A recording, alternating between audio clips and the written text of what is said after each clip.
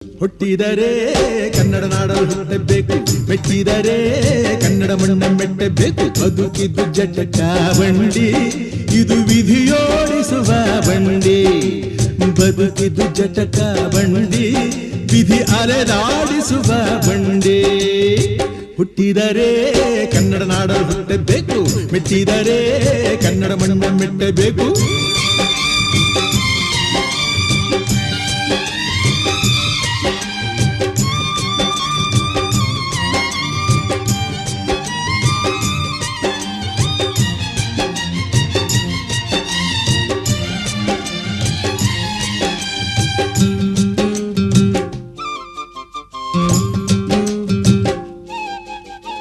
ಕಾಶಿಲಿ ಸ್ನಾನ ಮಾಡು, ಕಾಶ್ಮೀರ ಸುತ್ತಿ ನೋಡು,